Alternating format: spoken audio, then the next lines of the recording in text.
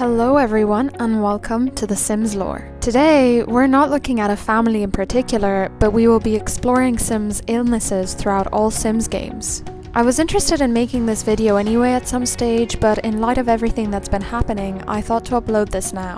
Please note that this video is only for entertainment purposes and I am in no way making light of the current situation. Please stay safe everyone. Also, if you're eating right now or planning to eat, just don't. Trust me. Alright, let's get into the video.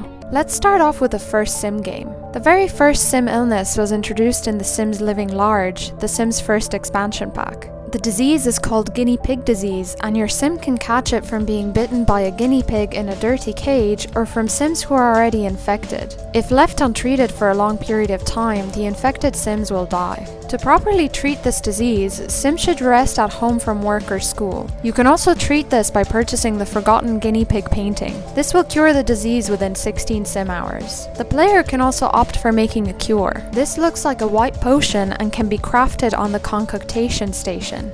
On to the next illness. This one is called Montezuma's Revenge, or as some players found out, Poopy Pants. This name was found in the code.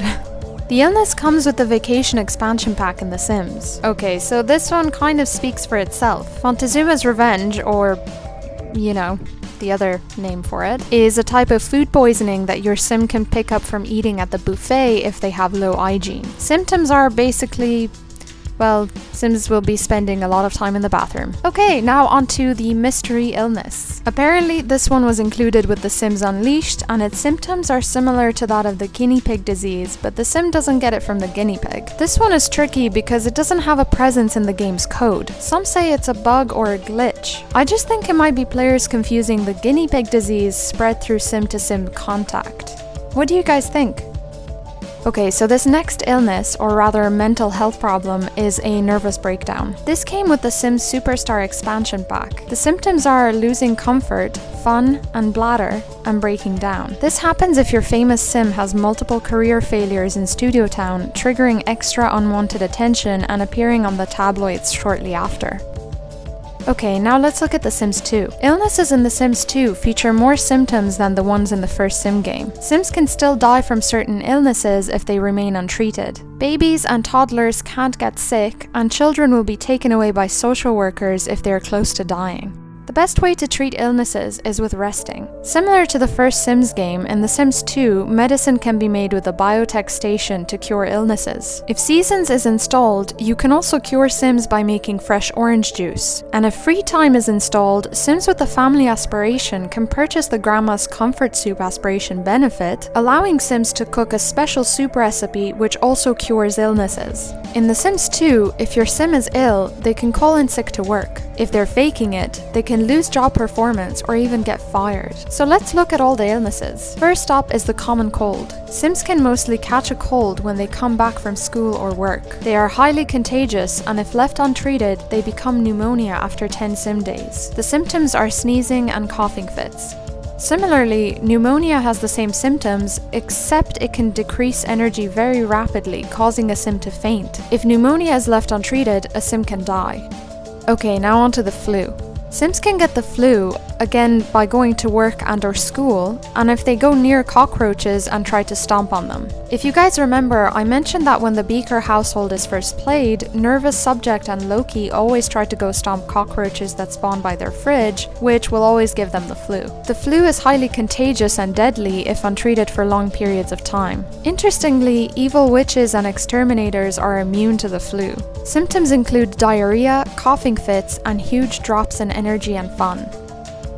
Now on to Sims 3 illnesses. There's a lot more illnesses and moodlets that Sim can get in The Sims 3. The cold/flu makes a reappearance in The Sims 3 Seasons, and catching it is more likely in fall or winter. Symptoms include a germy moodlet, which gives the Sims a -10 in mood, and it's highly contagious. You can send your Sim to the hospital as well to get the flu shot, which should keep it at bay for the next year. Food poisoning and morning sickness both make a comeback in The Sims 3. Morning sickness comes up when the Sims is pregnant, which gives them the nauseous moodlet. Food poisoning was in the base game, but was also introduced with The Sims 3 Late Night. Sims can get it by eating spoiled or burnt food, or in the late night form of a food truck where they will get food poisoning moodlet with a -25 in mood. A Sim can also be hit hard by allergies during allergy season, usually getting it from wildflowers. Really interesting is that this is a genetic illness that can be passed on to kids, and I really love The Sims. Okay, so in The Sims 3 Supernatural and Late Night, there is also a garlic allergy that vampires experience when they eat garlic bread from the wood fire oven. Again, with The Sims 3 Supernatural comes the pestilence plague. This happens when a Sim is cursed by a witch with the pestilence curse, and if uncured, the Sim will develop the pestilence plague. This is highly contagious, so a Sim can pass it on to others. The cure is the sunlight charm. The Sims 3 Into the Future came with a new sickness called the Paradox Sickness. It affects some Sims who time travel, and if untreated at the hospital, it can be fatal. Really interesting is that we know of 2 predeceased Sims in the local cemetery of Oasis Landing who have died from this sickness. These are Sage Spear and Jared Ferris. Alright, now let's have a look at illnesses in The Sims 4. We have the usual nausea showing up in Sims that are pregnant or Sims that have eaten spoiled food. Vegetarian Sims who happen to eat meat can also get this moodlet. Also, Sims with the squeamish trait can get nauseous if they see creepy crawlies, a Sim vomiting, or death. We also see the return of the cold with The Sims 4 Seasons. This is most likely to happen in winter, however, Sims don't get a moodlet, they just seem to be dizzy a lot. The Get to Work expansion pack introduced a lot of different illnesses. These are bloaty head, symptoms include headache and steam coming out of infected Sims' ears; burning belly, symptoms include fever and stomach ache; gas and giggles, stomach ache, giggles and striped rash; itchy plum bob, itchiness, striped rash; llama flu, splotchy rash, fever, coughing and sneezing; starry eyes, dizziness, delirium, swirly rash; sweaty shivers, splotchy rash, fever, itchiness; and triple threat, dizziness, coughing, and swirly rash. With The Sims 4 Jungle Adventure, poison was introduced where Sims can get poisoned by spider bite, bee sting, passing through a gas door, being near a ghost who died from poison, or being hit by a poison dart. Symptoms are green circles all over Sims' bodies and gas. A cure can be purchased for 1,000 simoleons, and if the illness is not treated, the Sim will die.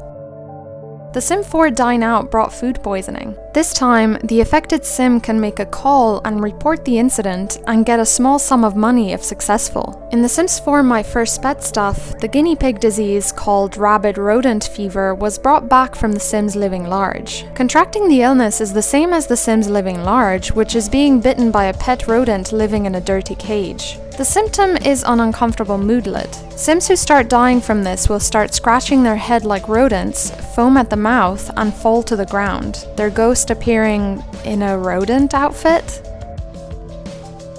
Alright guys, well there you have it, lots of info on diseases and illnesses from Sims 1 to Sims 4. What do you guys think? Is it just me, or is The Sims 4 less serious about its featured illnesses? They all seem quite silly, especially the rabid rodent fever. What do you think? Are you more interested in realistic gameplay with lifelike illnesses, or do you like playing the game on a lighter note with silly illnesses? Before I go, I'd like to thank my patrons Anastasia, Kuzminaite, Alice, and Olivia McSwain. Thank you guys so much for supporting my channel. Okay guys, that's it for today's video. Thank you all so much for watching. Please like the video if you enjoyed it, and let me know your theories in the comments below. Follow me on Twitter for more lore and updates. I'll see you in my next video. Bye!